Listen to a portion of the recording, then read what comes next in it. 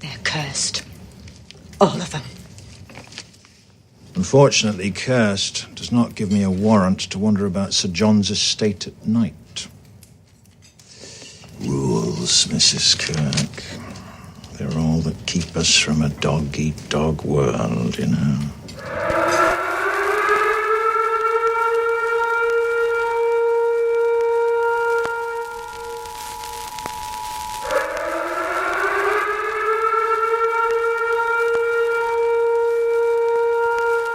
This is the emergency podcast system. This is not a test. Movies are bombing all over the country. They are posing as movies you already know. They may already be in your theaters, your neighbor's home, or even your own. Do not panic. Specialists have been dispatched. They will help you identify these pretenders and defend you against this invasion of the remake. Please stand by for further instructions. Welcome to the Invasion of the Remake podcast. I am your host, Jason Bishop, and with me today, as always, is Sam Stepanenko.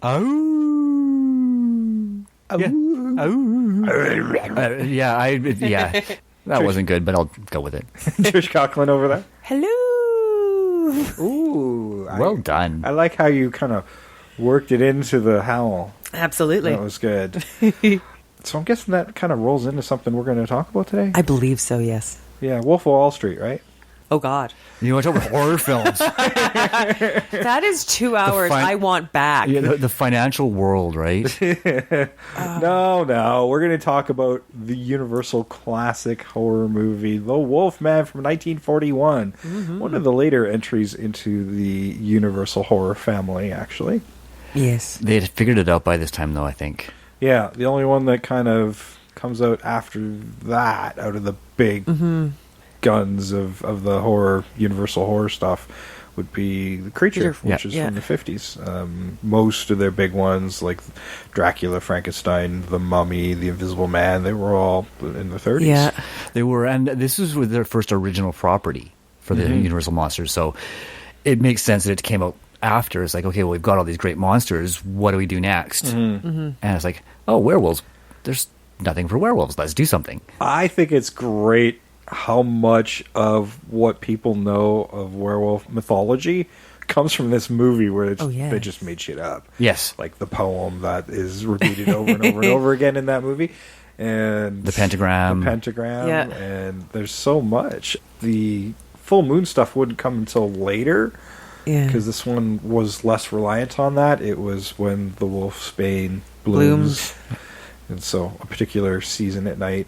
I think the subsequent films wound up switching over to the full moon because it gives them more flexibility, because wolfbane only blooms at certain times of the year, right? Yeah. Whereas the full moon happens once every month. So it just it does allow them it makes it harder on the person. Yeah. Because like the wolfsbane, if it's only blooming certain times, it's like kind of like being a werewolf wouldn't be that bad. It's only a few times a year. And you plan for it, right? Well, exactly. And fucking don't live where wolfsbane propagates, you know? You'll be fine. You'd think. But yeah, they took some of the iconography from this movie and then it spilled over into subsequent sequels. What did you guys see this as a kid? Like, I am of a certain enough age where a lot of this stuff was in reruns when I was a kid. I'd stay up late to watch these on, I think, CBC at night on a weekend. I saw it on PBS when I was probably about 10 or 11. Mm-hmm. I used to play a lot of classic films on PBS. That's where I discovered Laurel and Hardy, Abbott Costello, all that stuff was on there, and Monty Python. But yeah, this was one of those movies. I think all the Universal monsters, for the most part, the first viewings were on PBS. Yeah, it could have been PBS for me as well. I watched quite a bit of PBS. Yeah, I came pretty late to it, so I didn't and we didn't have PBS. So I think I went through like a phase where I was just kind of renting old movies to rent old movies. Yeah. Yeah, and I think Jay and I were talking while I was watching it. I'm like, I haven't seen this movie since I was a kid. And I had forgotten how good it really is. And I just went upstairs and grabbed my DVD. Nice. Well, it is werewolves. You might have close to almost every werewolf movie ever made. But No, that is definitely not true anymore. No. anymore. No. Because there's been so many. There's but- some you don't want to No, have. no. There was a time where I had a few, like when I had my VHS collection, but since I got rid of that, I haven't tried to put all that stuff back together again. No point. But I do love these movies. It's funny because I was looking at my Universal horror collection. Like I have the Wolfman. These are the ones I have. These are the ones that came out when they were doing that Van Helsing movie. Oh, okay. Okay. Yeah. So these collections, and Universal actually had done a werewolf movie before in the 30s called Werewolf of London. Okay. But the one that everybody remembers is the Lon Chaney Jr. Wolfman, which is the one we're covering today. Well, one of the didn't do so very well is because the lead actor didn't want to be under all the makeup. So, I look at this box set, and it's got, the Wolfman, Werewolf of London, Frankenstein Meets the Wolfman, and She-Wolf of London, and then I'm thinking about it, I've only seen 2 of these. Yeah. Like, I still haven't watched all of these movies. So maybe there's going to be a whole bunch of unseen Universals slipping into our 31 Days of Horror. Maybe, yes. As we record this, we haven't technically started, but when you listen to this, we will be about a week or so. Yep. A little Exactly over, a weekend. About a week into our 31 Days of Horror. So I'm trying to, in my head, curate. I'm trying to make a big spread of, I want to put a little more classic stuff in there. So I might go really classic and then kind of 70s, 80s. And then there'll be a mix of modern stuff in there as well. I'm going to have a nice big spread. I was even thinking I might, I'll save it. I'll save it for our special. All 3 of us are going to be watching 31 horror movies we've never seen before over 31 days of October, and that's going to culminate into a special in November. Yes. Yes, Above it and will. beyond what we're doing for the podcast. Yes, and as well as the ongoing horror movies we'll be doing all month long for our regular episodes. Yeah, a couple of the ones we're doing might sneak into mine because there's a couple I haven't seen and what we've got planned for this month.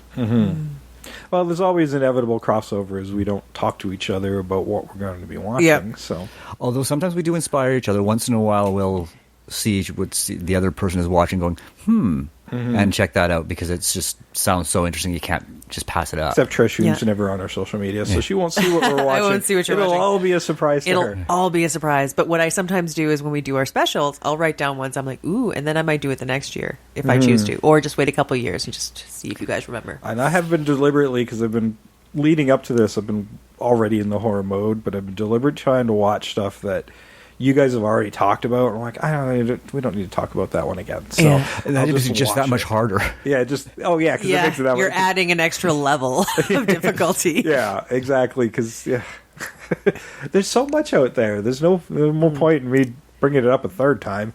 Yeah, that's true. And I mean, like, there's lots of horror. Like, you can still get Exactly. 31, even eliminating all that. I've been making a list all year of things like, oh, that sounds good. Ooh, that sounds good. Ooh, that sounds good. Yeah. And I'm looking at this list, and I'm like, just this list that I've already made over just this year will keep me going for 31 Days of Horror for the next 3 or 4. Nice. Very nice. And that's not including what's going to come out in the next 3 or 4 years. Yeah, as I keep hearing of more and more stuff, I'm like, oh, God. Like, Yep. I have done this multiple... This will be our 4th one for the show, but for me, I'm somewhere in the double digits now, and there's just no end in sight of cool stuff. It's like, how have I not seen this yet? Yep. time. Time. There's only so much time. That's why we crunch it all into 1 month. That's right. Yeah. And if you do the 31 Days of Horror yourself, please let us know. Share your list. We'll read it on the show. We'll post it on our social media.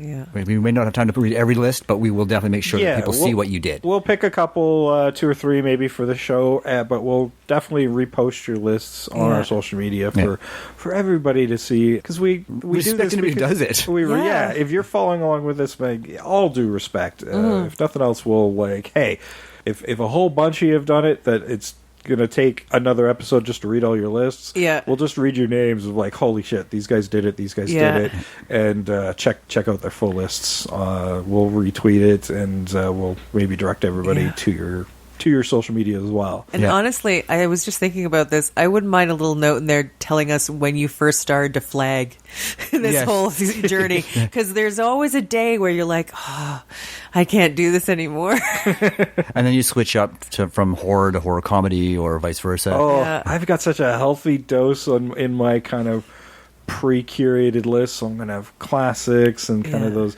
70s ones. I've got enough horror comedies that I can at least do one a week. I've got enough horror musicals to do the same. Oh, it's going to be an interesting list this year. Oh yeah, Yeah. I want to keep it weird. I'm gonna for sure. I'm gonna go some weird stuff. I'm like, it might not. It'll be classified as horror, but it's probably gonna be some weird shit. Yeah, so don't miss 31 Days of Horror. We're going to be dropping those episodes early November because we actually have to watch the movies. And we're doing it honestly. Yes. Yeah. And I just want to say that Dean from an IMDb Journey is doing it this year. And if you listen to our guest appearance on their episode, you'll know that they're not big horror fans over there. So I'm interested to see how this works out for Dean. Oh, Dean. I'm guessing he's boning up for a rematch. I think so. And he's got a pretty decent list for somebody who doesn't like horror. Yeah. All right. I'm looking forward to looking at that. Yeah. I haven't seen his list yet. So Yeah, he threw it out there for people to sort of comment on. Nice. It was a frenzied discussion. I got to say that. it'll be interesting to see if he even gets through it. But Somebody actually recommended Audition for him and Cannibal Holocaust. I'm like, he's Those- not ready for those. oh, No. He needs to be in the kiddie pool first. Actually, Audition would be great because that will traumatize the shit out of him. Cannibal Holocaust, even I don't want to watch. No. But I've never really liked cannibal movies to begin with. I wouldn't give that one to a novice. Audition, I would, because it comes off like a romantic comedy for most of the movie. Yeah, but I don't think we want to. That's still throwing him in the deep end. It is throwing him in the deep end. I also wouldn't have Human Centipede anywhere near him. Yeah, that wasn't on the list, so we're no concerns there. Good. Well, I'll good. have to take a look at the list and get in on that conversation. I'm guessing it's a bit of weak sauce. There's some good stuff on there. Okay, good. Yeah, and then there's some stuff that Is we the might be- Martyrs on there? No, another one that he's not yeah. ready for. Ready for. No. No. Crap, we're supposed to. You keep talking about doing this. I'm not ready for it. Oh, it's good. It is very good. Yeah. Oh, no, I think I saw part of it, but I'm still not ready for it. All right, that's enough preamble for 31 Days of Horror, and trust me, you guys are going to love it. If nothing else, do your own, make it your own. Yeah. You don't have to do something you haven't seen before, but we prefer you did. Yeah. If you have seen it before, don't send us your list, because that's cheating. It's got to be 31 you've never seen before, because let's face it, there's so much cinema in the world.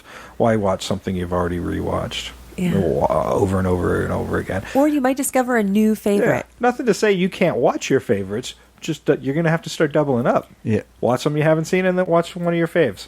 If you need a palate cleanser, no harm done. Yeah, absolutely. There's all sorts of like cool stuff that's premiering this month too. So Yep. I'm looking forward to it. All right, 1941, The Wolfman, Universal classic starring Lon Chaney Jr. kind of taking over the horror reins from his father. This I got to say, like, this is still one of my favorites. There's some stuff that it doesn't age too well to me now, that as I'm older and maybe in a different society these days, and I'm like, Well, I think Talbot's a little creepy. Yes. Oh, yeah. I Very was gonna say stalkerish. He's a creeper. Yeah, well, that, and I don't even think then it really made sense. Like, it's just weird.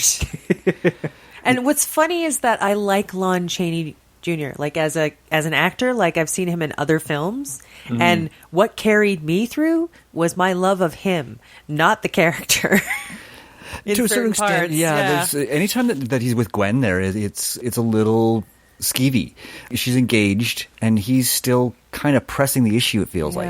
And he's like, I can win you. Yeah. and he's peeping on her in the telescope, and he doesn't think that that's a creepy meet cute. Yeah. Yeah, well, I think initially it's accidental, but going up and saying, and then being creepy and telling her stuff that nobody should know. Yeah. That doesn't come off No. cute, dude. No.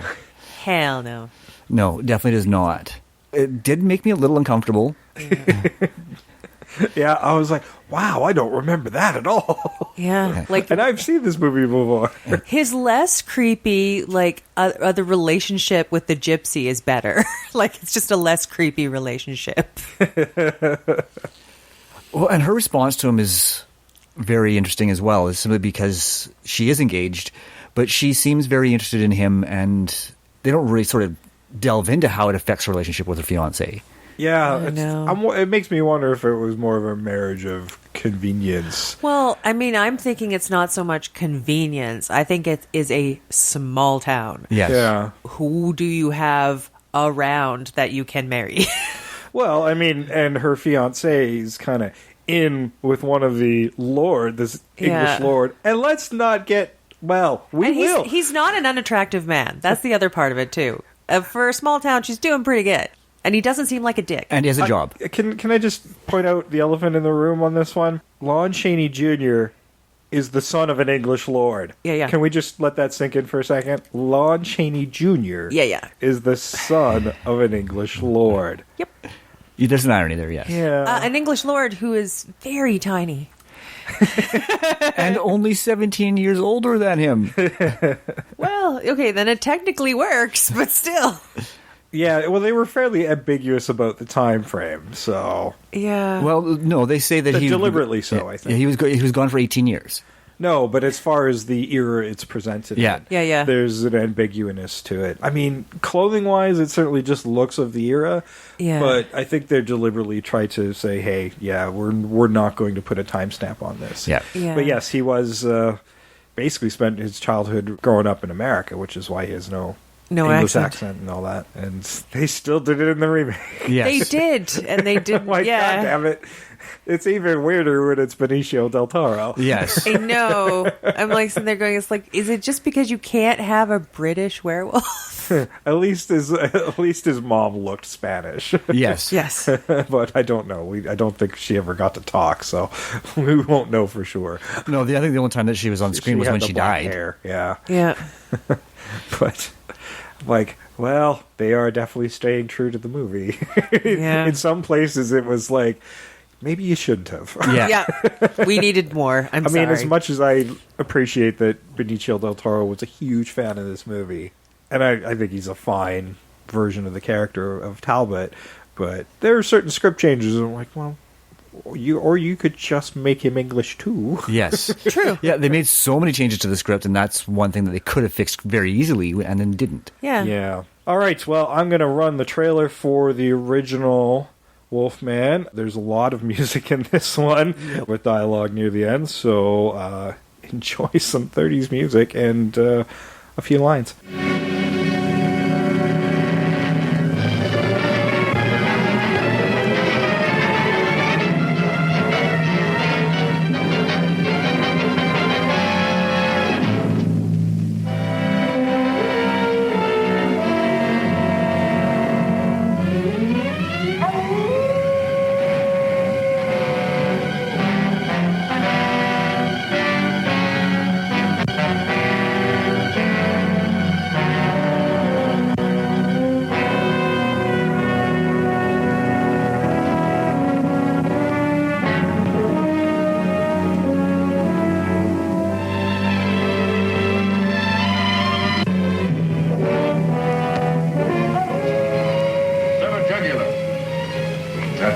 Johnny Williams was killed? Yes. Find something? Animal tracks. Whoever is bitten by a werewolf and lives becomes a werewolf himself. Oh, don't hand me that. You're just wasting your time. The wolf bit you, didn't he? Yeah. Yeah, he did. You wouldn't want to run away with a murderer, would you? Oh, Larry, you're not. You know you're not. I killed Bela. I killed Richardson. If I stay here any longer, you can't tell who'll be next.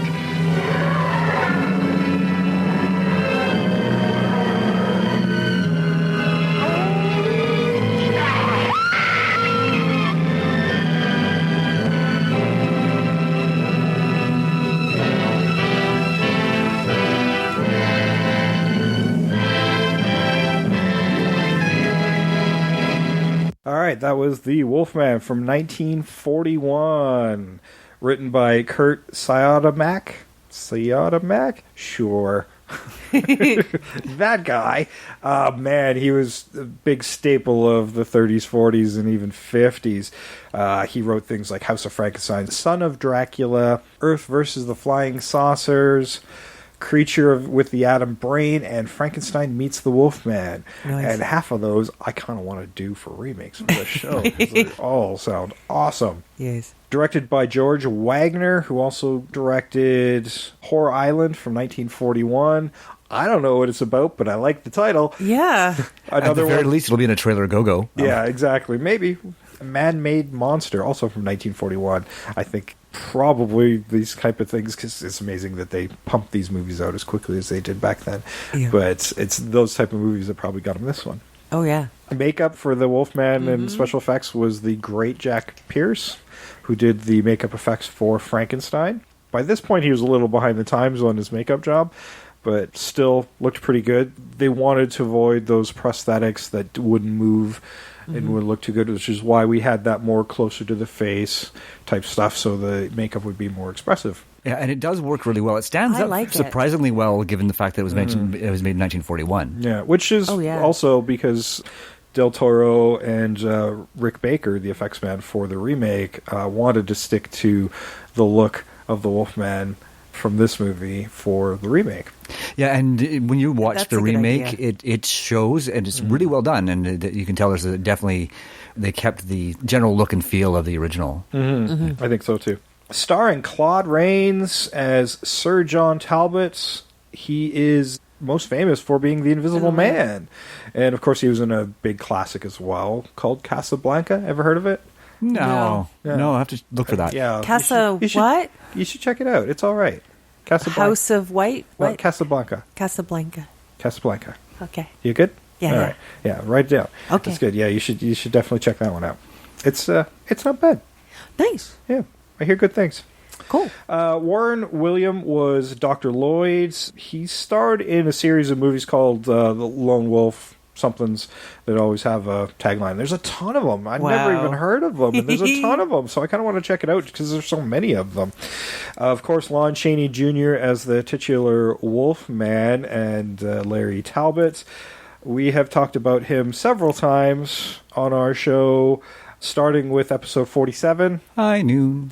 Episode 60. I missed some episode 60. How could you miss Abbott and Costello meet Every Frankenstein? Oh, I do have that. Oh, yeah, but you weren't here for that one. You weren't here for that one. And episode 171. 1 million BC. Absolutely. Good job, Sam. And if you count the 30 Days of Horror, he was in Spider Baby, which I did. Oh, there you go. If I count things I've seen... I know, but I'm like, I just wanted a deep cut that was mine. There we go. Fair. I suck at this game. Ralph Bellamy was Colonel Paul Montford. I don't think I've ever seen him recognized younger him. than this. Yeah, he's always been old to me. Yeah, it tells you how long his career was when it stretches back here. And then we talked about him in episode 68. Trading Places? That's That'd the be it. one. Excellent. Good job. And he's also stars in Pretty Woman, which was probably the bane of my existence in film school because we did continuity class and had to watch that movie over and over and over again. And that movie is, even though it's a romantic comedy classic, is so terribly made. Do you think that's really kind of contributed to your dislike of romantic comedies? It certainly didn't help. Especially when you start noticing all of the continuity errors. There's like, well, I think I counted alone myself 150. So Oh my God. It's redonkulous. So when you pay closer attention to that movie, it's like, oh my God. Yeah, who like I'm made going to this watch it fucking again. thing? I'm never going to watch it again. I'll watch it if it's on TV. I have watched it probably for everybody more than enough. It's not my favorite Julia Roberts. I have taken movie. this bullet for everybody. Patrick Knowles was Frank Andrews. He's in another movie I would like to cover someday, From Earth to the Moon. Ooh. Bela Lugosi here is Bella. Yes. Under some heavy gypsy makeup, but he plays the gypsy that is a werewolf and bites Larry Talbot Before getting his head caved in. with a silver cane. Brutally. Bela Lugosi we've also talked about before, specifically in episode 72. Plan 9 from outer space. And, of course, we mentioned Abbott and Costello meet Frankenstein from episode 60. And I did get that one for him. Go figure. I don't know what's happening. Yeah. Interestingly enough, Platinum 9 is not on Bella's IMDb page. Yeah, I saw that too. I'm like, well, I know we've talked about him, and why is this not on here? But Even he after death, he decided he didn't want it. I think his estate went, no, we're not doing Putting that. it on there. yeah, Maria Ospenskaya, Well done. Nice. was Maliva, and her character would return to the series later on, and I think she was great. This old She was gypsy wonderful. lady was pretty awesome. Evelyn Ankers was Gwen Conliffe. She was in Ghost of Frankenstein. J.M. Kerrigan was Charles Conliffe, and he was in another kind of, you may or may not have heard of it, Gone with the Wind. Okay. Yeah. Yeah, I've heard of that one. Yeah. It sounds vaguely familiar. So, it was all downhill after that. Yeah. Faye Helm was Jenny Williams. She was in another movie called Night Monster. And Forrester Harvey played Twiddle, who was also in The Invisible Man with Claude Rains. Nice. Yeah. When I saw his name, I thought we talked about him before, but I couldn't, find it either. Yeah, but you had the same feeling, didn't you? I It was did, like, yeah. Probably saw whatever the same movie it was. Yeah. Or it just reminded us of somebody. I don't know. But I thought I could have sworn I'd looked up and down his IMDb page. Yeah, that's probably where I spent my most time, actually. I swear. Well, with these bigger casts, too, like going through and then finding the connections to our older episodes, it takes a couple hours. And most of Yeah. these guys have like 170, 200 credits. Because, they're making 4 or 5 movies a year. Yeah, it's a long slog, and that's probably how I missed Lon in the Abbott and Costello, because his body of work is huge. I just can't forget that one, because it's one of my It's fun. favorites. It's so good. It's one of the episodes we need to really make. Lon Chaney Jr., he makes some interesting choices in this one. Like, he comes off, once he's bitten, he comes off very worrisome. I don't want to say whiny, but it does come off that way sometimes. It does sometimes, yeah. A little bit, yeah. Like, but he's fearful in a panicked way about the people around him that he cares about once he's bitten. Once he believes in it, he doesn't believe in it right away. When Maliva pulls him aside and says, yeah, that body they found was the wolf, and that was my son. And you've been bitten. You need to take this charm, this amulet. It'll keep you from changing. And then first thing he does is give it away to Gwen. Because, hey, jewelry, hot piece of ass. Maybe I can get some. Not if you kill her. So skeevy, dude. It really, really, really is. And there's It's a magical amulet. Yeah, it's not that kind of magic. Yeah. The magic ain't gonna get you laid. Yeah, that's what I'm saying. Like, that magic ain't going to help you there, dude. This is the amulet called Tinder. Yeah. It almost makes you wonder if there's supposed to be sort of like an allegory there for how America corrupted him. Yeah, maybe. Right, because he does come across, and I'm sorry to American fans, there's an unfortunate stereotype about America, about sort of how forward and selfish It's a bit Americans of are. entitlement. There's an entitlement there that isn't necessarily true. I think there's a brashness to the character that you may be onto something there. I mean, keep in mind, this is 1941. He is American too, right? Yeah, this is 1941. World War II is just getting going. Yeah. And you can kind of see some allegories there as well. That fear of the unknown, of foreign invaders. Of the future. or just the within the superstition of the townspeople as well. It's like, well, here's this guy who's different than us. Well, and not just that, is like he is the son of the Lord there, and this guy's here, and it's sort of like just the interloper that's coming in and just taking over. Well, and I mean, if things didn't move so quickly, I bet you he would have ruffled some feathers along the way. I mean, here he is hitting on this dude's wife, who's a friend of his father's. He's an employee of his father's. Yeah, exactly, an employee of the estate. Well, his fiance. But still. Regardless, his actions are morally gray it's definitely his interactions with Gwen. I mean, he's drawn back to the estate because of the death of his brother, which we don't really get much more expounded No, it was just a No. hunting accident. And that's something that they have expounded upon in the remake as well. Again, he's drawn back to the family estate because of the death of his brother, but we do get to see what happens. His brother is out being attacked by a werewolf. And the estate's in quite disrepair compared to this one. So as that movie progresses, you kind of get why most of the staff is left, because they're scared shitless. Well, that or maybe they're dead. Yeah. When your staff starts dying, people don't want to work for you. Well, I wonder if he released a lot of them as well because he didn't want his secret getting out. And Sir John certainly kept that secret for quite some time. Yeah. And then it became this just weird cover-up. He certainly didn't feel that upset about chewing on his kid. No. No, not at all. Yeah, like it's weird. Like it's like the longer he was the wolf, I guess they were trying to say like the longer it would have corrupted him. Like eventually you just become an evil wolf, and it's like, well, wolves aren't inherently evil, so I don't really know where that came from. Yeah, like they make it sound like these are joy killings rather than just. And that's something that's always bugged me about werewolf lore is they're just hunt and eat and hunt and eat and attack for malevolent purposes, and I don't think that's always the case. If animals still act as animals, so werewolf movies has kind of bugged me in that regard. Yeah. Well, there's a moment in the remake that I really liked at the end with him and Gwen, right? And they could have done so much with that, and they kind of wasted it. They did. I hear you on that. Where she's finally starting to get through to him, and then it comes to the tragic climax. And I think that they could have gone a different direction with that and made it a lot more interesting and humanized the wolf or the wolfman a little bit. Because they almost got there, and then they dropped the ball.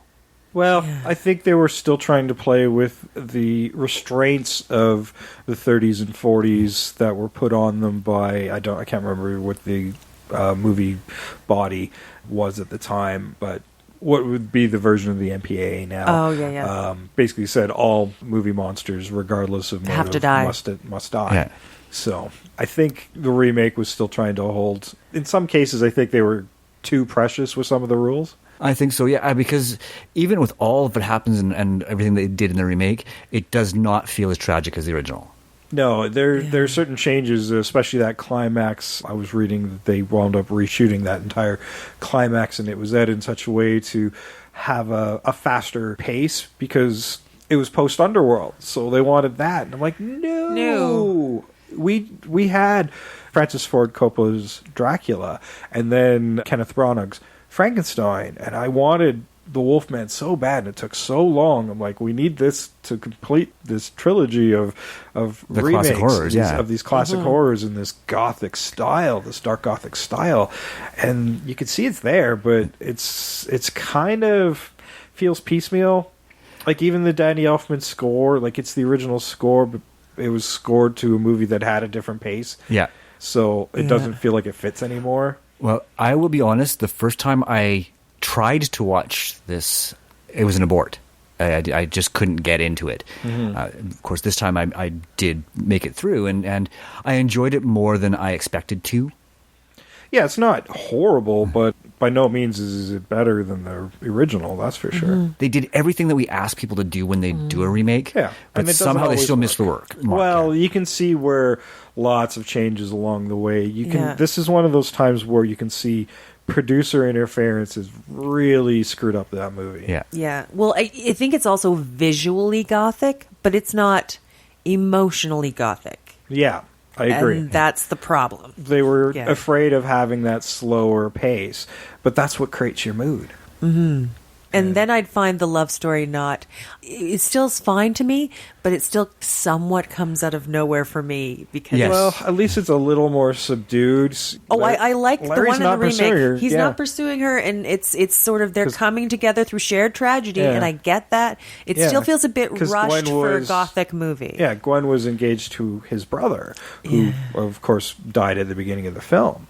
You can maybe feel like there's some interest between the two, but because of that shared family connection, through the brother, this would be inappropriate. Yeah, there's a great line actually, and it's one of the lines. Lifetime. Yeah, I wish I'd known you in a different time. Yeah. No, and I think that's a great line because it says, "I have feelings for you, but this is wrong, and it's not the time or the place for these types of feelings to be having these feelings." Yeah. Or he also knows he's like, well, now I know what I am. Well, crap, this can't happen now. Yeah. Like, that's terrible. He's like going to finally realize, and then I didn't do anything when I could. I love how he sends her away to London, and then he goes to... Well, he's taken to London. He's taken to London and put in the asylum. So He's like, damn it. But I'm wondering if that was a nod to the original Werewolf in London movie.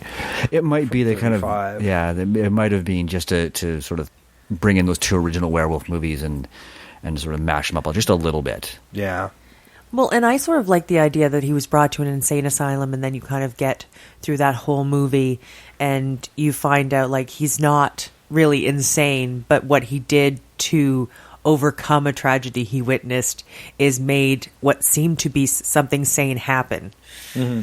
Well, this kind of goes to show you about mental health in the Victorian age. Oh my God. Well, we're not going to believe the person who's going through this. We're going to stick you in a room, and when the full moon comes up and nothing happens, we can all laugh at you because there's like a room of a whole bunch of doctors to watch this guy's mental breakdown. I'm like, this is pretty awful regardless of what happens, but you kind of got this coming. It does make me wonder who locked the door, though. Oh, I know, right? Yeah. I'm like going, good on you. I think it was an accident. But the thing about it, too, is like, we have new treatments for your condition. So they inject him with something and lower him into ice water where he can't breathe. That's not treatment. That's torture. Yeah. This is waterboarding. What are you fucking doing? They go on to the electroshock, which is actually a valid treatment now, but not the way they do it. Oy. That's just a different kind of horror there. That was probably the most horrific part of the whole movie, actually. The movie's quite gory.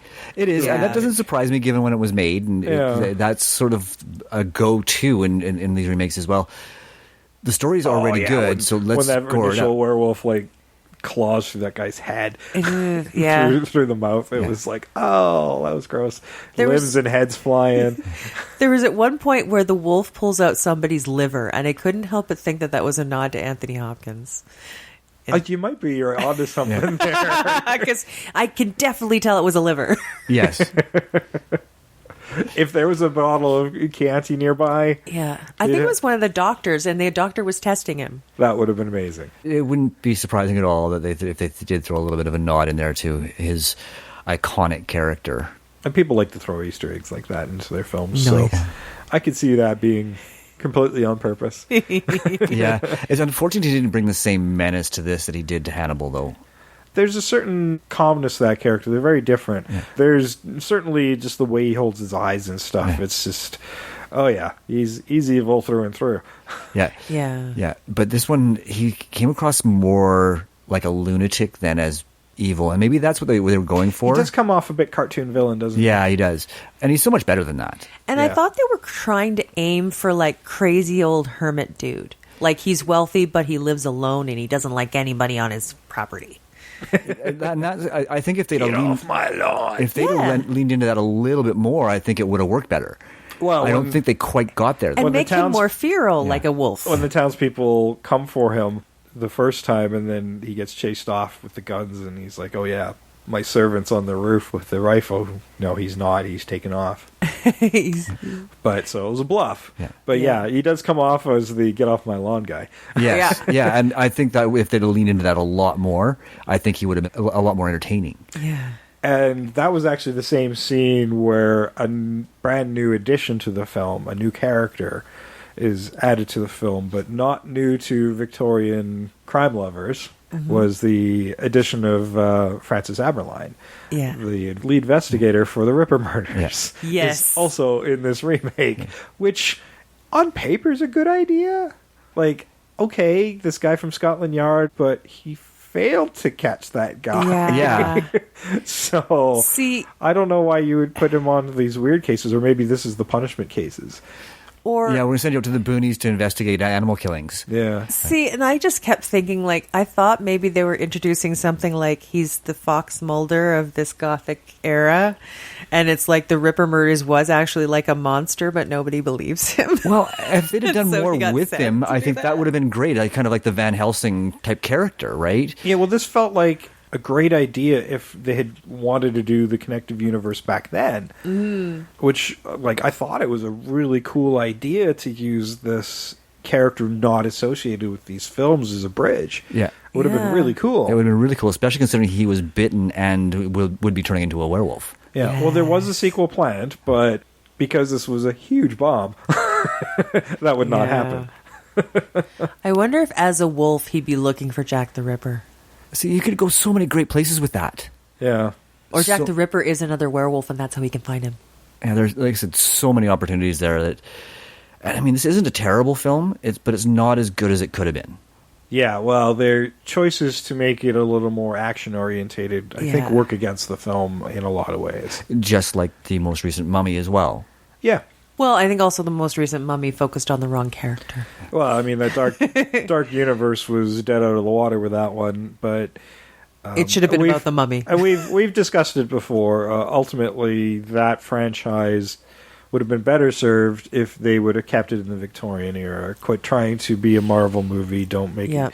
Didn't need to be contemporary. You guys did this before. Like, it's not new for you. You're the original Unified Universe. Yeah. And those Brendan Fraser Mummy movies, I mean, those did okay. One of the biggest mistakes they made was casting an actor with too much power in the role. No, I agree. All right, let us get to the 2010 trailer here, and we'll get back to some more Wolfman talk. It was 25 years ago that my father found him. He was torn to pieces and half-eaten. Whatever did it was big, and buckshot couldn't kill it. After that, my father went home and cast silver bullets. Wouldn't leave the house on a full moon from then on.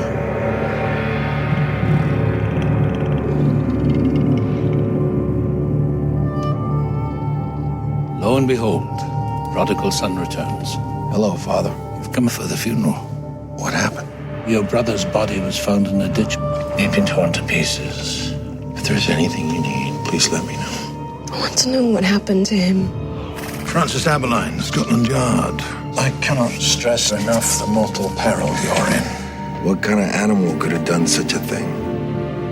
You're risking your life. Darkness comes for you. He's been quite seriously injured. Thank you for staying with me. Now we know it's still out there. You were bitten by the beast. You bear his mark now. Do you believe in curses?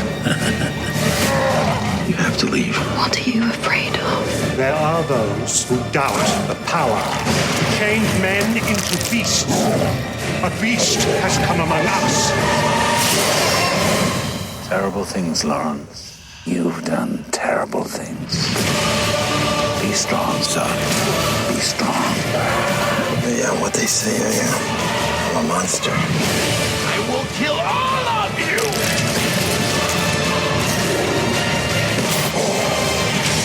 Let me help you.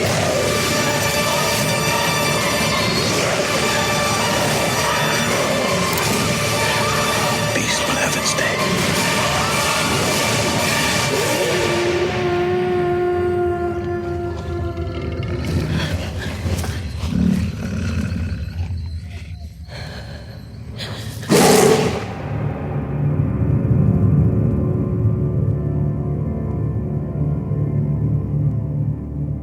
All right, that was the movie trailer for The Wolfman from 2010 with the screenplay by Andrew Kevin Walker, who wrote some pretty cool stuff. Seven, Sleepy Hollow, 8mm, and Brain Scan. Yes, Brain Scan, which we should do someday. Yeah, it's been on my list for a while. See, in Sleepy Hollow, they really captured something in that one. Yeah. And that just goes back to Jay's point about studio involvement, right? Yeah. And this is also co-written by David Self, who wrote Road to Perdition, which was a great comic book, and another movie we actually did do on the show, episode 163. The Haunting. The Haunting. It does okay remakes. Not great remakes, but okay remakes. Yeah. Watchable remakes. The Haunting's pretty terrible.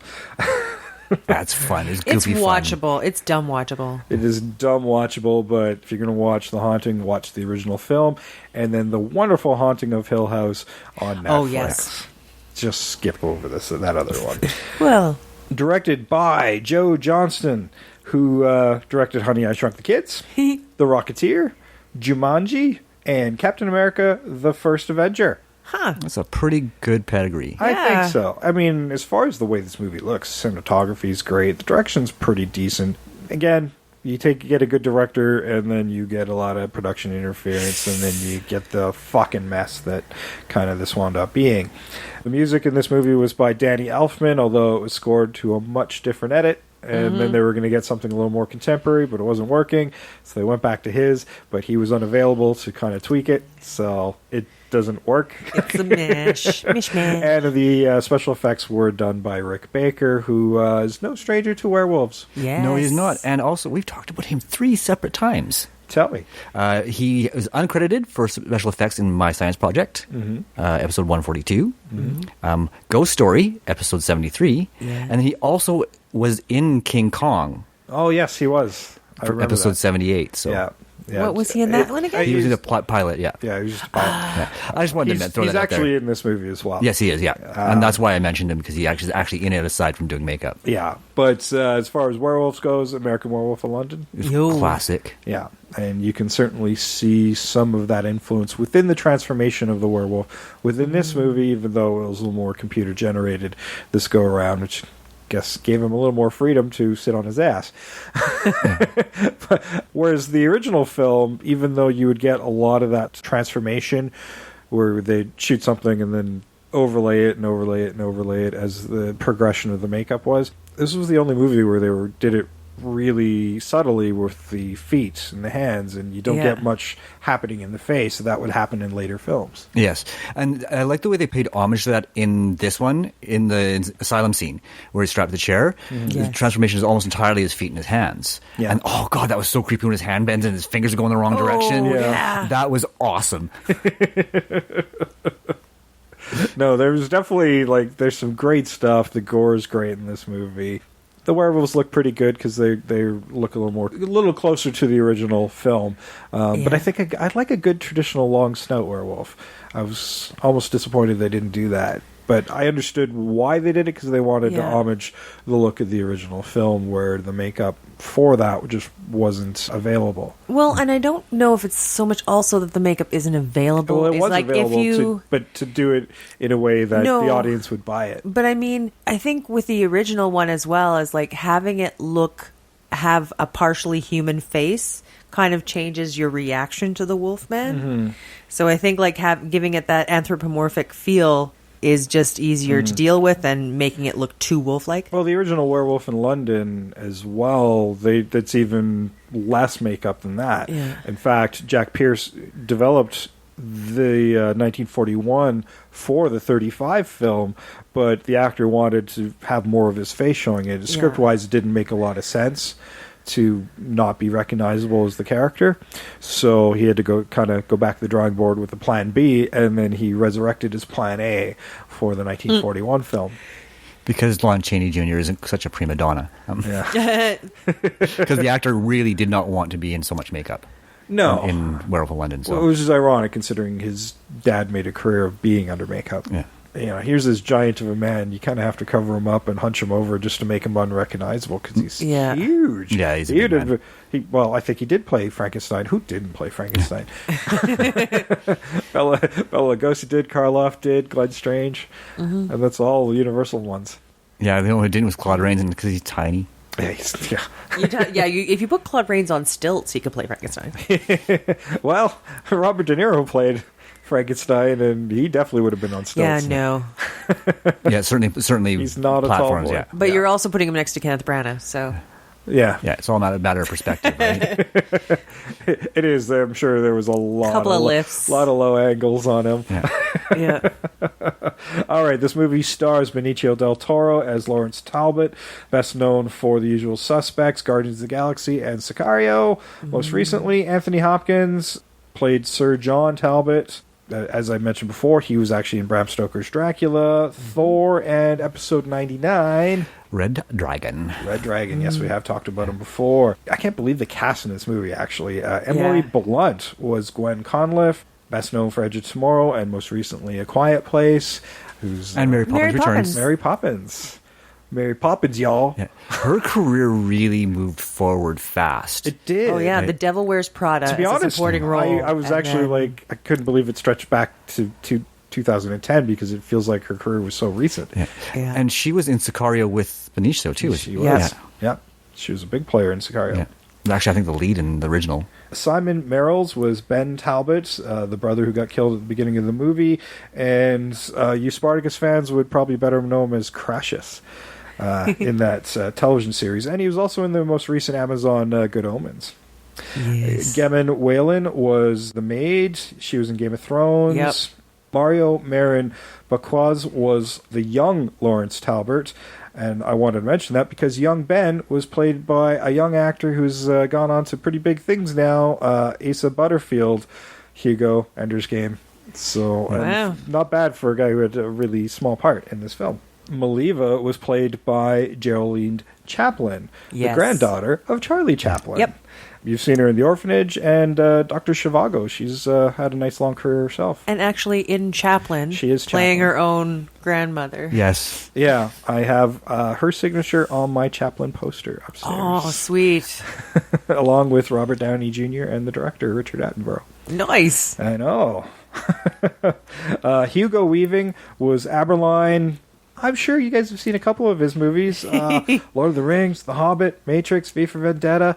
Just name a little bit. Priscilla, Queen of the Desert. And I do have to say, it's really funny that he did not make top billed cast on IMDb. You had to dig deep to find him. He on did. And look how far it took me to get to him.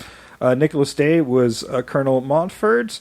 David Stern was Mr. Kirk. He was in Dorian Gray and A Knight's Tale. And Art Malik was Singh, and he was in True Lies. Yes, it took me a while, and then I looked at his eyes, and I'm like, oh yeah, I remember him. Like Well, once he they didn't buried him have under the a lot of turban hair. on, Yeah.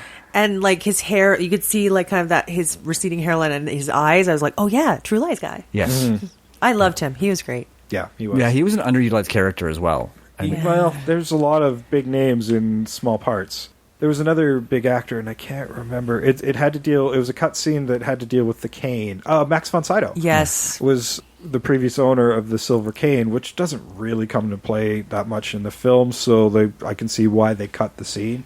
But another big actor, I'm like, here's a big actor you filmed a scene with that didn't even make the movie. Oh, see, I saw it with him in it. I wonder what I watched. You might have seen, like I said, a director's cut. There is a director's cut. Because yeah, it is sort of weird where I he watched just this on shows up. Netflix. So oh, okay. This was the probably the original film. The theatrical release. Because the scene itself is very weird. Because he's just some guy on a train, and then just decides to leave his cane for Benicio. That's it. Like it's very weird. Like he might need it. Yeah, and like, the cane's not even present throughout most of the film until the final Until the fight final scene fight between him and his father. Yeah. Right, and it just happens to be sitting there on the table. Right? Yeah, because he arrives with it and then sets it down, and then we never really see it again until near the end of the movie. Yeah. When his dad grabs it. I love the way they made it look really close to the original, though. Mm-hmm. Yes. Yeah, the head of it isn't nearly as pronounced. I always wanted that cane, but just to throw in a corner of my room or something. Like, even as a kid, I wanted to have that cane. I just thought it was so cool. But it was really cool. And I do believe even Rick Baker and Benicio Del Toro have replicas of it, but theirs are actually silver. Of course. Whereas you don't have to show, and it doesn't actually, you just have to tell the audience it's silver. Yeah. It's a black and white movie. Nobody's going to know. Yeah. Well, it was probably just molded plastic. It's something about canes, though. I don't know. When I was a kid, there's a couple movies I'm like, ooh, I'd like a fancy cane. There's I something don't know regal why. about it, because you can tell, like, every time you see people with canes in those movies, especially Victorian ones, it was a fashion thing rather than you need it. Especially in the original, because all he does is carry it around. Yeah, it's just something to carry around. I'm like, how awful is that? It's awful. Trust me, as somebody who's carried around canes for Halloween costumes and stuff like that, they're a pain in the ass. Yeah. It's an accessory. Yeah. But if it has a sword in it, then it's worth it. There is that, isn't there? Yes, but this movie did not have that. No, it has a knife in it, a dagger, really. This movie really goes for more of the thrills rather than the mood that the first one. It's very good about creating mood. It is, given how awkward some of the scenes are in terms of like the way they're written and the characterization. Yeah, this is 40s, still early cinema, and it's still a lot of it comes off like they're on stage. Yeah. Yep. At times.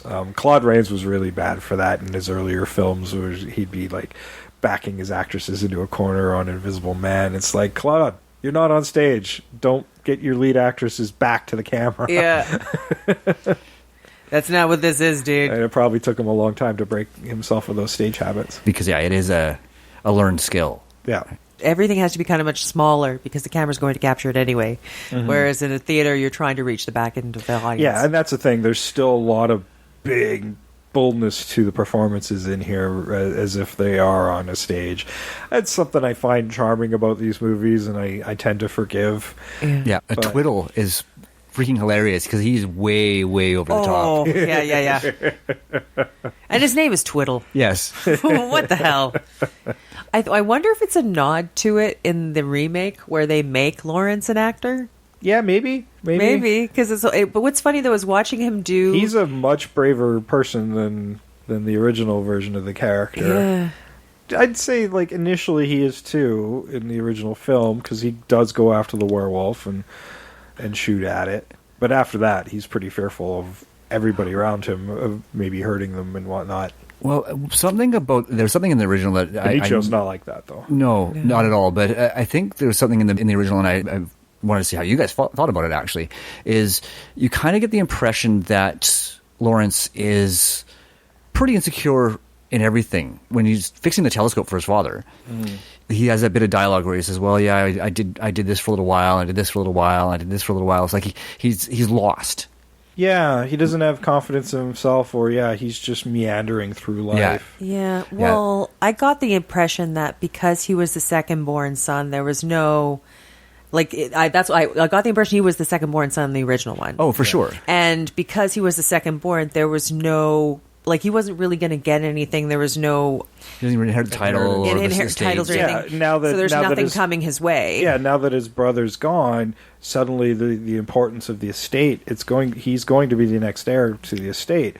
It doesn't come off as well as maybe it should because Claude Rains isn't that much older. Yeah, but that's part of it, yeah. So it's unconvincing to me. Well, it's going to take a while for you to get your inheritance unless you murder this guy. He's pretty young. He is pretty young. And, I mean, I might be mixing the movies up at this point, but at one point there's some dialogue about how he's not prepared to be the heir. And that's part of why he has to come home is to learn responsibilities. Yeah. Right? And I believe that's in the first one. That is, yeah. I mean, look at the state of the estate in the second one. Oh, yeah. In the remake. There really isn't an estate left. There's at one point I'm looking and Anthony Hopkins is on the stairs and it was jarring when I first noticed it. I'm like, okay, so I'm watching Anthony Hopkins, but then there's spider webs and cobwebs all around that staircase where he's standing delivering his lines. I'm like, oh yeah, that place is a dump. Yeah. Right. And I mean, it's beautifully done in context with the story. The fact that they added those little elements about this estate in decline because of these things that you don't know are happening yet, right? With the fact that Lord Talbot is a lycanthrope and has been for a long time. So he's not able to keep staff on hand, or he's chosen not to for a very good reason. I mean, the only one who knows the secret is Singh. But then, his son is going to leave with his new wife, so of course he has to die, which is weird. Especially, because it would make sense to let him go because it just help keep your secret. Yeah. Right? And there's a bit of a flaw in the storytelling. I got the feeling that Sir John was also into Gwen. Yes. There was a jealousy there. Especially in that dinner scene. Yeah. Where she kind of talks with Lawrence before she really talks to him, and he gets really pissy about it. Yeah.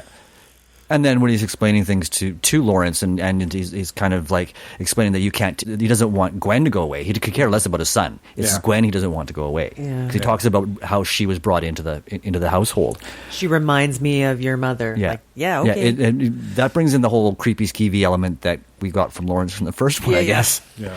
Right. There is there's some portion in this movie I really did like, the nightmare scene. Yes. That I quite enjoyed, the psychosis of being a werewolf that comes with that, and the nightmarish dreams, and some of that got clipped. I guess it was even scarier. Yeah. Well, and there's actually the earlier part after he gets bitten and he's just healing in the bed and she's looking after him. It's very dreamlike and sort of really there's the nuance there that I really appreciate. It's kind of, this is what I wanted, where it was that slow burn where they have feelings for each other, and it just I love that part. Yeah, that really shows how talented the director is, and you can sort of see what he was trying to do. before it got turned into this sort of pseudo-action film. Yeah. It turned into Van Helsing. Yeah. Yeah, and that was a problem. They did an about face midway through the film, and boy, did it damage the movie. It's almost like Universal forgot how to do this, and I get it. They're nervous about putting this kind of money into a big movie. Yeah. I mean, the original movie was a mere $180,000. I mean, granted, 1941 movie, so by 2019 standards, that's a little over $3 million. Still really low budget. Yeah. You know, they were cranking these out on the cheap. This movie this remake was $150 million. Mm-hmm. It grossed $139 million. But yeah, it did wind up recouping another $27 million in DVD and Blu-ray sales, so it wound up kind of getting its budget. But when you think of a movie this big and the marketing involved for it, it's still a huge loss. A huge loss. I have a question for both of you. At the end, like when we talk about the fight scene and it turns into a different movie, did you get at all? I was so furious when how he dies is he gets thrown into a fire and then his head gets clopped off by like Lawrence. And that was I'm like the third time we saw somebody's head get batted off. Yeah, it was kind of anticlimactic. Yeah. It was like it should have been some silver-based death, as far as I knew. Well, and they foreshadowed, especially with the cane being just laying there. Yeah, yes, and that's what I was expecting. And I mean, they kind of foreshadowed that fire was going to be a part of that death because they started the fire in the home and stuff like that. So you're kind of expecting it, but I think they would have served it better if they had given you that MacGuffin and then had him die by the knife that you didn't even know was in the cane. Yeah. Then, that's the thing. They don't foreshadow the things they should. And other times it's like, well, clearly you know how to do this because here's Aberline sitting in a bar waiting for something to happen. Yeah. And he's like, hey, it's a dog-eat-dog world. Yeah. He's basically telling you there's two werewolves. Yeah. Well, and I think also because I'm looking at, like, fire I associate with Frankenstein movies, not with werewolf movies. Well, there's that, too. Unless Laura was fighting Frankenstein. Yeah. Unless Frankenstein's in the movie, then sure, let's keep it. But if it's two werewolves, no. No, I think it would have been a great misdirect. Yeah. Right? Because I felt like that's what they were doing, was they're setting you up for the misdirect. Mm-hmm. And then they followed through with it. And the thing is, he didn't even go into the fire they'd started. He ended up in the actual fireplace. Yes. Yes, as the rest of the building is burning around them. Yeah, it was clumsy. Oh, and did you also notice how fast Gwen can move when she really wants to? Because she kind of gets out of his way, like from out of his arm's reach, and then she's out the door, and she is far away from the house. Hey, well, in a very short period. Emily Blunt is pretty healthy. She is, but I'm like, it's probably hard to move in those Victorian dresses. I'm about to say, like, she's in a huge Victorian dress with a corset. There's no way she can move that fast. Even if she is Emily Blunt and she's in shape.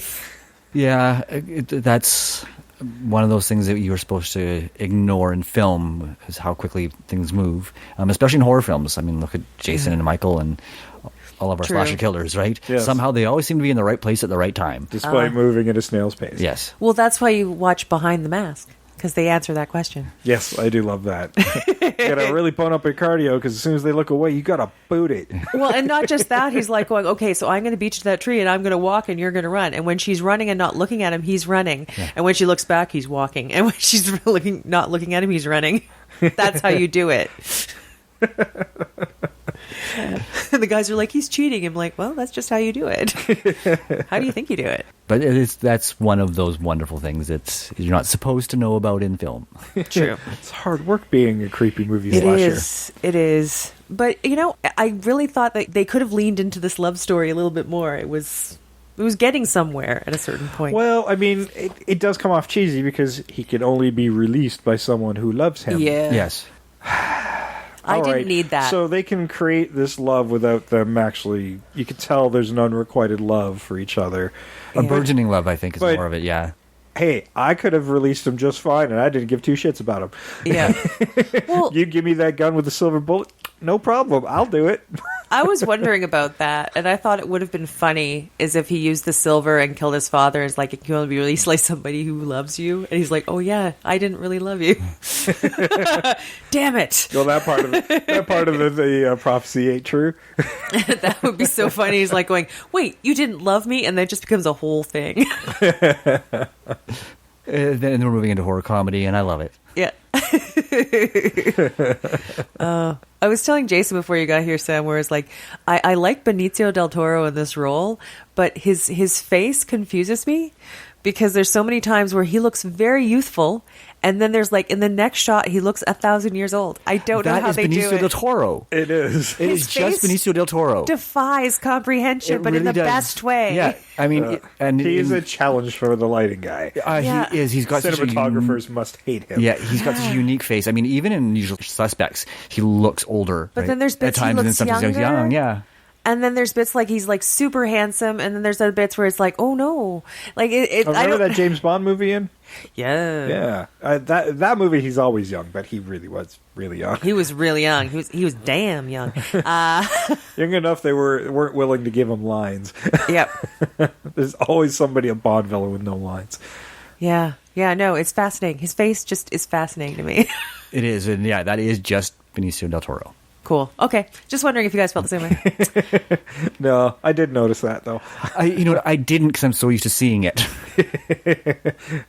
It's one of those things that it takes somebody like Trish to like, hey, I guess this needs to be said out loud. It has to be said because it was just jarring to me a couple times. Like, wait, he looks like 30 there. Like, oh no, he looks much older there. Going back to my Pretty Woman statement about continuity errors, Sam noticed a big one in the original film. Oh my goodness, and I forgot to write it down. Okay, first time Lon changes into the Wolfman, he is wearing a white shirt and a tie. And it's a short, like tank top shirt because he's taken off his overshirt. That's right. He wakes up, as soon as he changes, he's wearing a black button-down shirt with a shit ton of buttons on the sleeves. Yeah, a long-sleeve shirt. It's a long-sleeve shirt, and it's 4 buttons at the cuff. I counted. You're obsessed with that cuff. And then when he wakes up, he's still wearing the black shirt. Yeah. Right? And it happens again later on in the movie. It's like every time he changes into the werewolf, he's wearing this black shirt. There's a cut scene somewhere where he's transformed. He's like, I can't go out like this. Yeah. He's like going, a white tank top will not do. No, this is going to show way too much blood. He's like, no, I think he just thinks like, I will look cheap.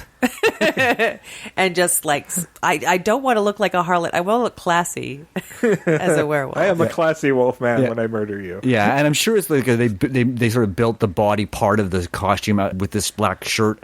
Yeah. Completely forgetting that they'd have to account for it somehow. Yeah. Yeah, but as soon as I saw it, I'm like, oh, continuity wasn't a thing in the 40s, was it? Nobody will. I just keep imagining like he takes off the other shirt and how he rips the new one is he just can't get his hands through the sleeves. So that's just how he rips it eventually. I'm wondering how he did the cuffs up. Yeah, 4 with buttons. those claws. I don't know. Maybe he's just like, it's like having long fingernails. You just kind of get used to it. I guess. But he hasn't had a chance. This is his first transformation. We don't know what he does in his spare time. Maybe he likes to have long nails and dress up a little bit. Oh, now we're looking at some Ed Wood stuff. Yeah. We don't know. We don't know what he's been doing in America. He said he's been doing this and that. Yes, and he could be doing some of that. Yeah. He was really interested in those earrings. That's all I'm saying. Yeah, there's a point there, too. Not that there's anything wrong with that. Just own up to it, Lon. That's all I'm saying. Be proud of who you are. You. Yeah. Oh my God, a drag werewolf. That would be awesome. Like a werewolf that like just gets dolled up. Oh. Yeah. Well, I mean, the remake, it had some great visuals going for it, but unfortunately, I felt like a mess. I mean, and you can tell it got messed with. And it was sitting on a shelf for 2 years before they finally released the damn thing. So it was actually completed in 2008. Yeah, it had a bit of an identity crisis. Yeah. I think probably part of why it sat on the shelf is they were doing edit after edit because they couldn't make it into a cohesive piece of film. Yeah. Because the 2 people, there was 2 bodies fighting over it and trying to make it what they They were bound want. and determined to give it a good release date. I think it started in December, and then they moved it to February, and then they moved it back into like November, and then it moved again an entire year back into the Christmas season. So they didn't want to bury it. No. Well, they spent a lot of money on it. They certainly did. Yeah. Yeah, and sort of it's you're in trouble when you have to keep moving it because you just never know where it sits. When you start hearing about stuff like that, and it's even more prevalent today when you hear about a movie that's been shelved and moved and whatnot, and you just get more and more worried about it. I know. And sometimes it just comes up to studio sales and things like that, where release dates get shuffled because whatever the new entity that takes over has to figure it out. Yeah. But in this case, it was Universal's not going anywhere, so... Yeah. No. Well, it's stuff... like, the performances I enjoyed in this movie. Like, the performances overall I really enjoyed. Yeah, So- I think it's a great cast. I would have, like I said, I would have liked to have just stuck with that Victorian theme that was already running through the Bram Stoker's Dracula and the Frankenstein one they did afterwards. Yeah. I think that would have worked really well for it. And you can certainly see a lot of those elements there. I mean, the cinematography is fantastic. There's some really great visuals in this movie. There are. I think you're right. I think they should have really leaned into the gothic feel of it versus the Hollywood action feel that we ended up with. Yeah, we already had Underworld, so we didn't need you to do that with something we already liked. And that was the failing of The Mummy, so clearly a decade afterwards they haven't learned their fucking lesson. That's not what audiences want from these classic monsters. It's true, and it's funny that it's like the studio hasn't learned that we are capable of handling the tragic ending of someone we love on film. Like the tragic character of this is what they totally didn't want to do. Like it's sort of like just they seem to like pull back at any given moment on that.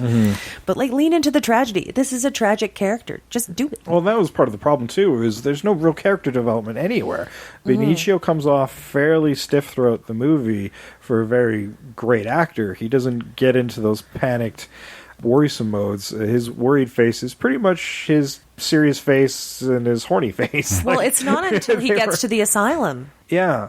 And then he's in a different movie at that point. Yeah, and even then he's like warning everybody, you don't want to do this. Like when he's in the chair in the room, like, I'm going to kill you all. Yeah. And it comes off more like a threat than like, no, this is fact. Like, I'm going to transform and you're going to be my lunch. Although when he says he's going to throw that one guy out the window, and then he does. Yeah. I love that. But there's at one point, it seems like this line is just completely stepped over. He's like, says, please kill me. And it doesn't get the moment it needs. No, it was actually more effective in our last episode, Monster Squad.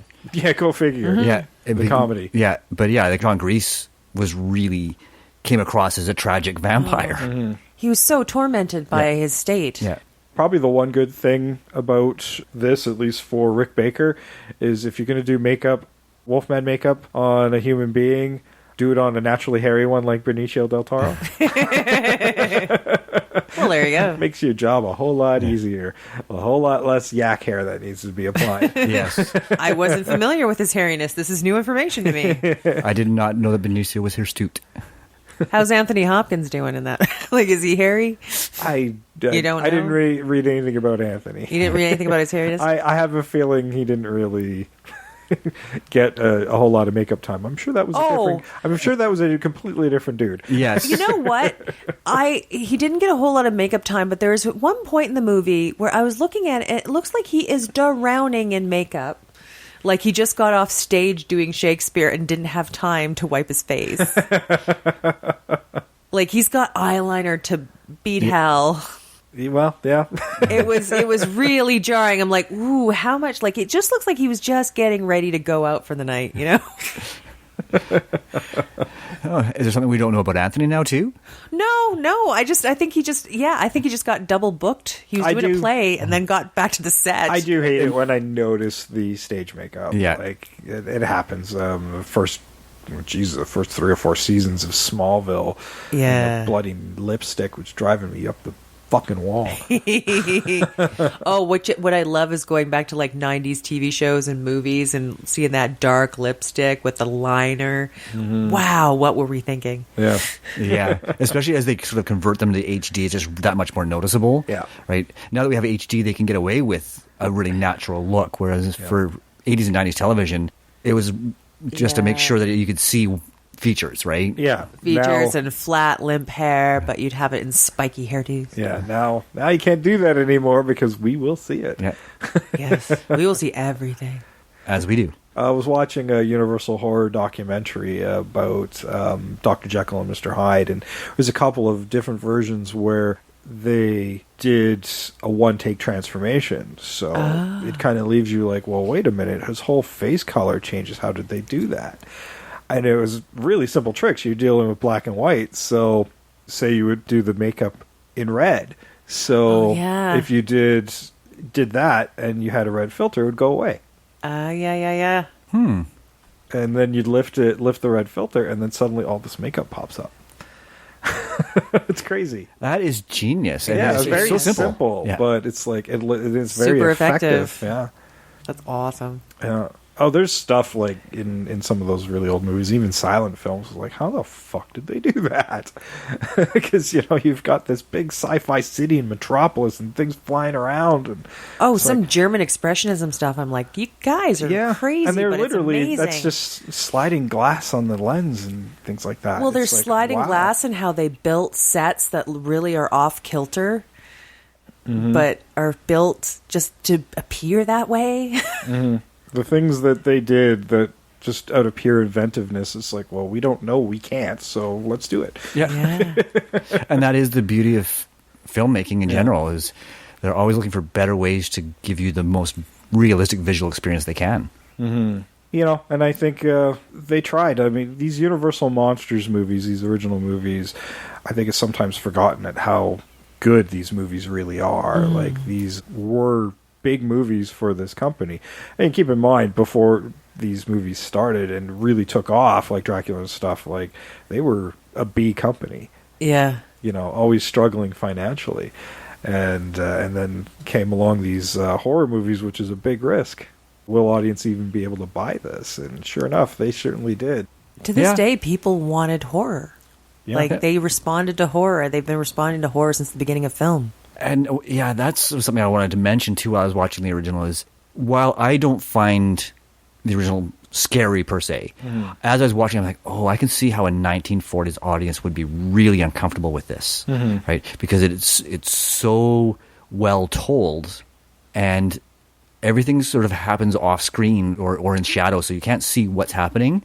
But it's actually more disturbing to see it that way than in the more graphic version that we see in the remake. Because your imagination is so powerful. And they were so good at showmanship, too. Like, it wasn't just a trip to the theater, but they'd see the audience with somebody who'd leave the audience screaming. That old-timey stuff that they just don't do anymore. And I think that's fantastic, because it gets around. It does get around, yeah. This movie's really scary. Yeah. No, it's not. Well, maybe back then it was, because they had never seen anything like that before. Well, there's the scene when Talbot gets bit by the werewolf and kills it. When you see him behind the tree, sort of, and just raising and lowering that cane. Yeah, that was actually uncomfortable. Yeah, because it's a really vicious scene, and it's amazing that stayed in. Yeah, and when he kind of grabs that dog, it's a real dog, like on the other side of the tree before he starts beating. It just like. You can see he's grabbing a real dog. And I'm like, oh. Yeah, well, a different era. We'll leave it at that. But I was surprised that the first werewolf looked more wolf-like. And it does make you wonder if the longer they've been a wolf, the more wolf-like they become. And that would be an interesting thing to investigate or to because I thought it was a little weird. It's like, well, you've established this other werewolf as being very wolf-like. And then here's this very human-looking werewolf in Talbot. Do you think that Anthony Hopkins, like, going crazier the longer he was a wolf, was a nod to that because they sort of misinterpreted that sort of idea?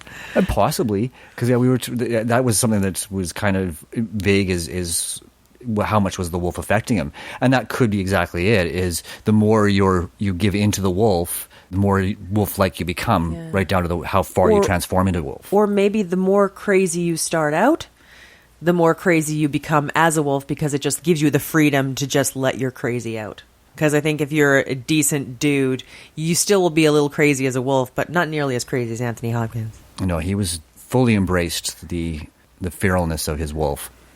Wait, oh no, that was Jack Nicholson. I was thinking of Wolf. Yes, with Michelle Pfeiffer. Yeah. which I quite liked, actually. Yeah. And they did that more subdued makeup in that one as well. Well, it was an interesting allegory. Like, it's like sort of the middle-aged guy, and then it's sort of the wolf it's a reclaiming his power type of deal. Yeah. But then she gets bit, and then she's badass. It's been a long time since I've seen that one. Yeah, I remember really liking it. It's been a while since I saw it, too. Yeah. James Spader's in it, I think, isn't it? Yeah, Yeah, I think he's so. the younger guy. Yeah. Anyone want to take a stab at what the IMDb rating for the original film was? 6.3. 6. 7.3. Damn it. I part of it, right? Yeah, so pretty good. Rotten Tomatoes gives it a whopping 94% with an 80% audience score. So, I mean, again, highly regarded. I think a lot of that's nostalgia, but... You know what? If I completely grade it on the old Gypsy's performance, She's I'd really give good. it that. Yeah, it's a very enjoyable watch, despite its faults that have come through time. Yeah. And just not aging as well as some other movies but of its time. But still think it's great. Still better than the remake. The remake, any guesses at the IMDb rating? I can't. I already know. Oh, I okay. saw it.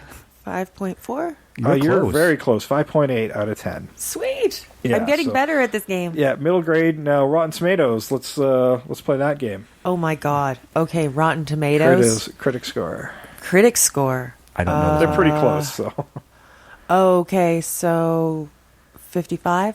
no, I meant like as far as audience and critics. I'm going to go like Audience and 38%. critics? Okay, yeah, I've got to go lower. So 42? All right. The critic score was 35% with a 33% audience score. Oh, wow. Sam's better at this game. You're great, Sam. I've been spending a lot of time doing research lately, so I'm seeing more of it and getting a better idea as to sort of how the audience is rating IMDb things. Price is Right. We got to do this more often. Yeah. Got to get better at it. I think the IMDb is a little closer to, I think, being accurate. I think the Rotten Tomatoes a wee bit too harsh because there's still some enjoyable parts of this movie, but overall it's just a Frankenstein movie instead of a werewolf one. Yeah, that's a Pretty surprisingly much, good analogy for it, actually. Which is a shame when you got somebody like Rick Baker and Benicio Del Toro who are huge fans. Yeah. Like they collect the Wolfman memorabilia. So for this one to fail so spectacularly must have been quite crushing to them. Yeah. Well, you can see him trying to embody the tragedy of this character the entire time. Like, I could see him, like, he is very subdued in his performance, but he's trying to do something there. He does come off more heroic regardless of when he loses control as the werewolf. You're supposed to believe him as a heroic character and instead of a tragic one, which is ultimately...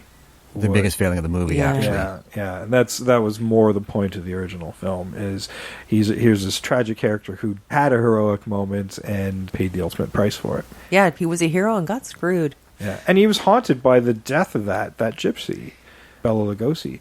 Well, he was also haunted. I think he's also kind of upset to a lesser extent, but to somewhat extent of the death of the other woman because he didn't save her. She died. Yeah, that's true. No, and they make a point of really hammering that home too. Yeah. Is that that at least some of the villagers are holding him accountable for it because she went out with them to see the gypsy. And I think they're holding him accountable because Gwen didn't want to go alone with him. Yeah, and then they left her alone so they could go off and canoodle. Yeah, well, that pissed me off. Jenny's mom there, who was really accusatory. Well, yeah. I mean, yeah, I'd be pissed off too. As a parent, you can sort of see how she would want to. Sure. Or how she would. She needs somebody to blame. Yeah. Well, and that's the thing. She knew that they left her alone with the gypsy, and then she was just walking by herself. So, yeah, I'd be pissed too. You kind of like how panicked she was about her reading, though. That was part of it. They just went to, the gypsies are in town. This is something you do. Yeah, you go get your fortune read. The aborted reading from Bella as he notices the star. He's like, oh shit, I'm going to wind up murdering this girl. Yeah. He won't tell her, and so she gets more panicked about it. I'm like, all right, take it easy. I know. Yeah, just tell her to go really far away right away immediately. Yeah. I thought I was a little over dramatic, but... Oh, and I think I wrote down one of my notes. I'm like going, oh, so when you ask, when will I get married, and they freak out, it just means you're going to die, not just never get married. Ironically, they remember when they went to the gypsy camp thinking it was the dancing bear. Yes. There's a lot more hatred for the gypsies in the remake. Like in the original, it's sort of, they're not too friendly with them, but people are like, the gypsies come every year, and we go get our Yeah, and I think fortunes that was read. kind of accurate, though. Like, True. prejudice existed in But every I was age. surprised in the 41 one. I thought it would have been more prejudicial than it was in the remake, which is strange.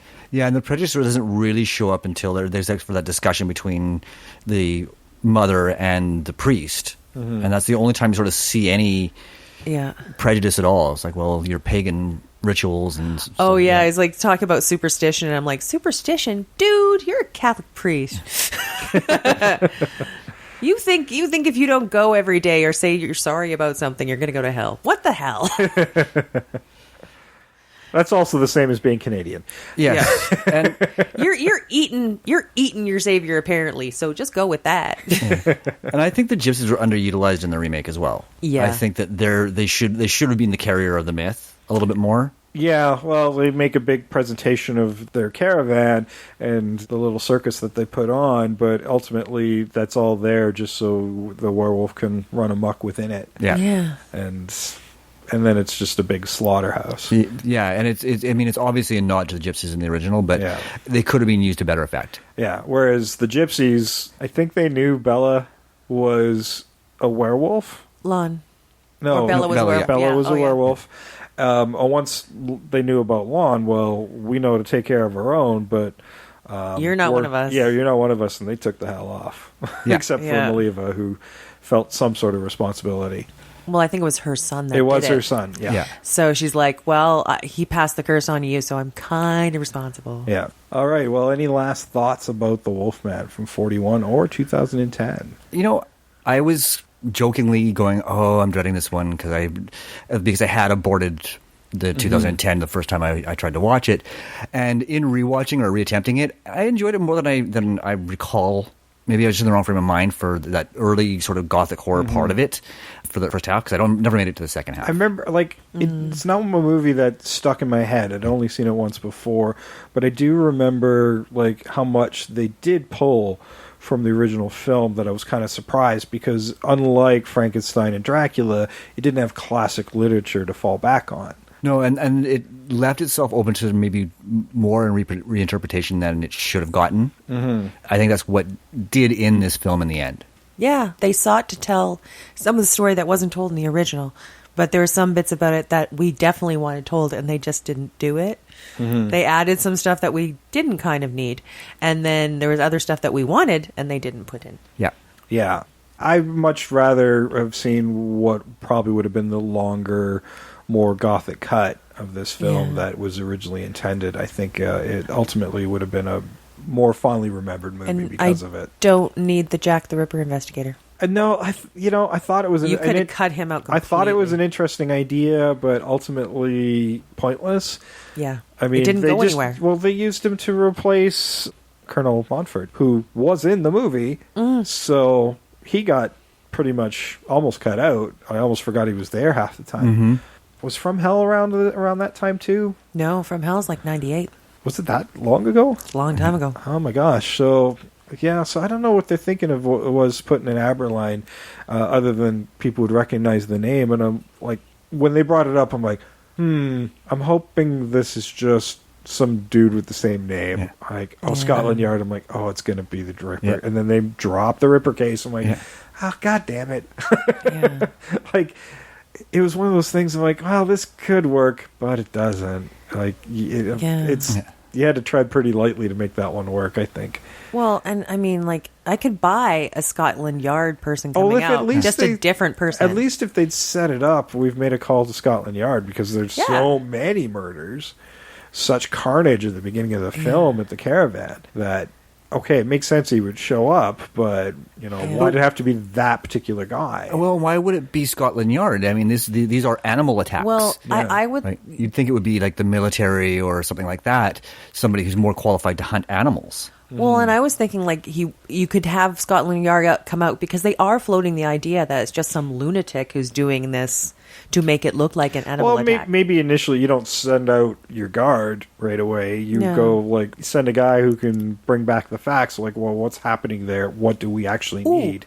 Or some Scotland Yard like forensic guy for the time. Be like, yeah, we've asked for a Scotland Yard forensic guy to actually investigate what he thinks killed them.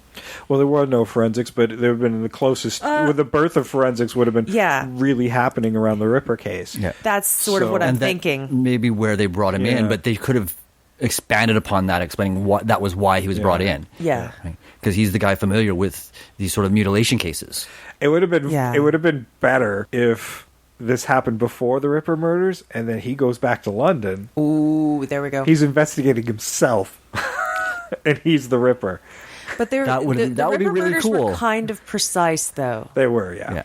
So that's a different thing. But it still would have been fun. It still would have been good. But I put him as a Dr. Jekyll and Mr. Hyde type of deal, where Hyde is the Ripper because he is a doctor. See, and now we're creating the whole new Marvel Universal Studios monsters. We can't help but remake We were stuff. trying to make something better out of crap, so it's the default setting now. It is now. When we see something shitty, we got to try to make it better. Yes, but see, you're creating those ties, right? Yeah. It's an addiction. Yeah. That's what I wanted out of the Dark Universe to begin with. I'm like, I didn't want a modern setting with some secret organization that was going to make the Monster Avengers. That was complete bullshit. Was just pissing me off. Like, I wanted a unified universe that came out of Bram Stoker's Dracula and Kenneth Branagh's Frankenstein. That world, like, that's where your universal monsters lie, and that's where they live. But at best, if you're going to have anything modern, it's a sequel. It's not your beginning. Yeah, that's where you start.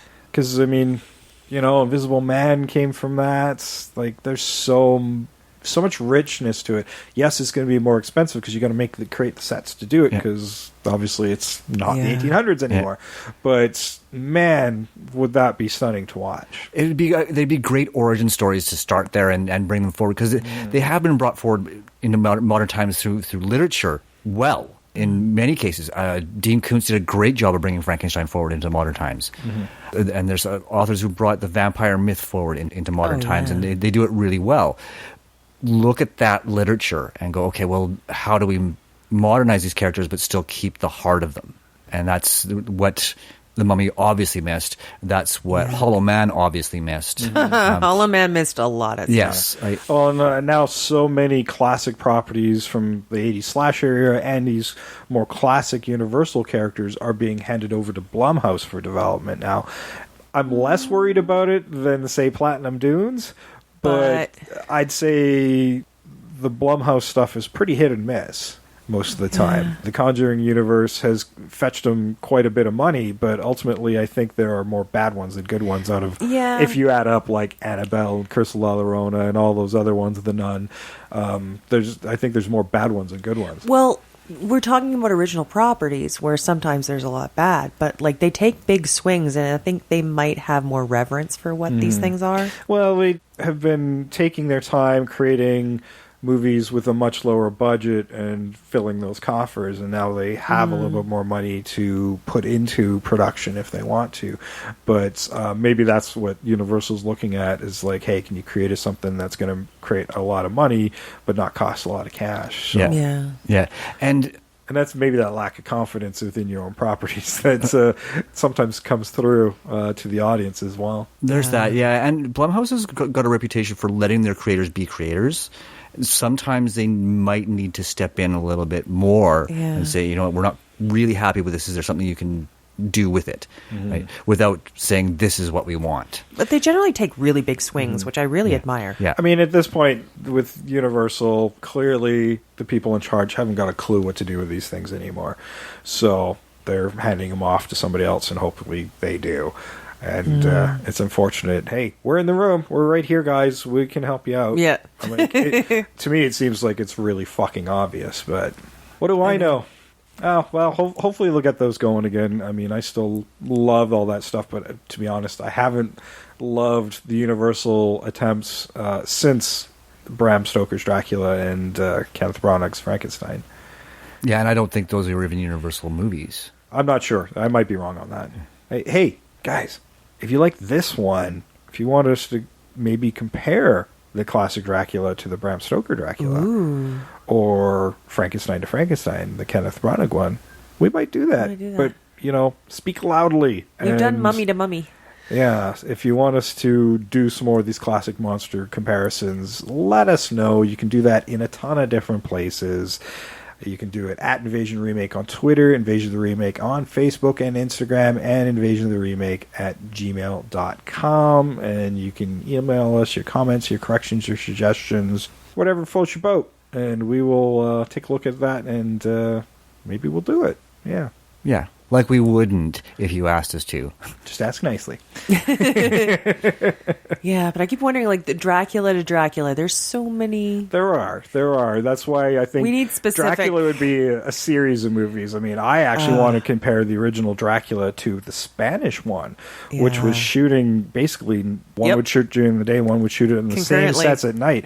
And they're so different. Like, the Spanish Dracula, you're not going to compete with Bela Lugosi, but the filmmaking was so much better. Everybody thought like the camera was locked in one spot at the time, but no, that Spanish one's using cranes, and it's a much better, more vibrant film. Exactly, it's a much more vibrant film with better cinematography and better iconography. So I'd like to do that, and that might turn into a series somewhere along the way. I don't know. Maybe we'll do it on Patreon.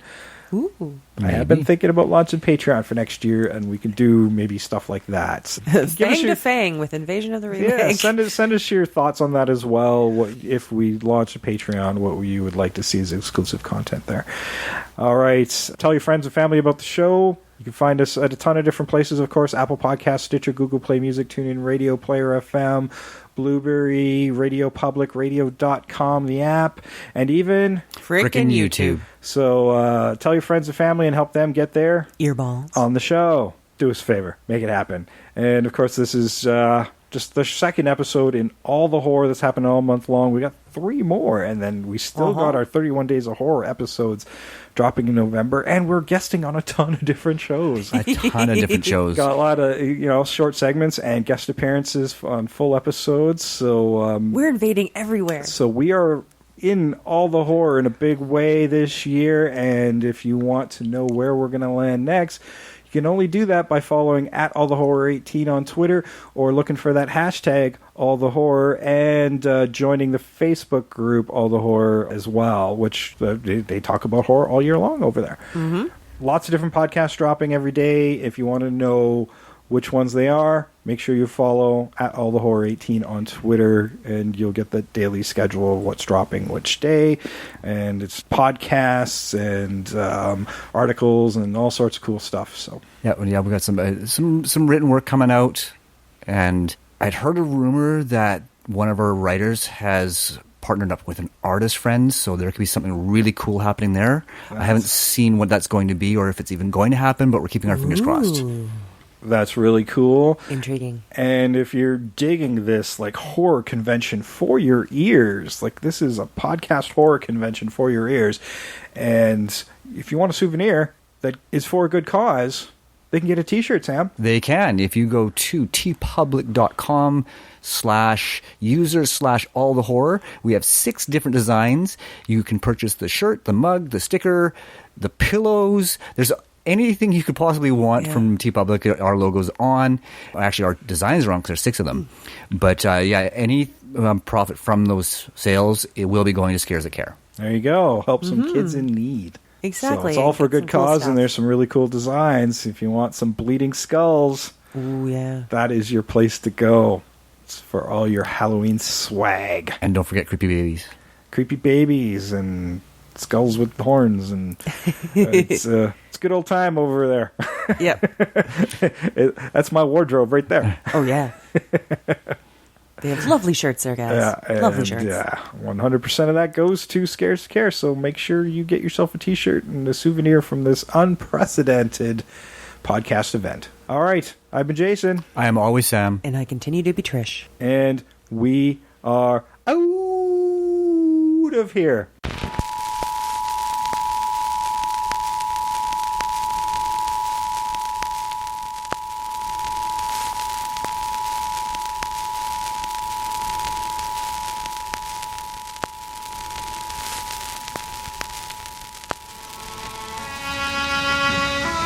The way you walked was thorny, through no fault of your own.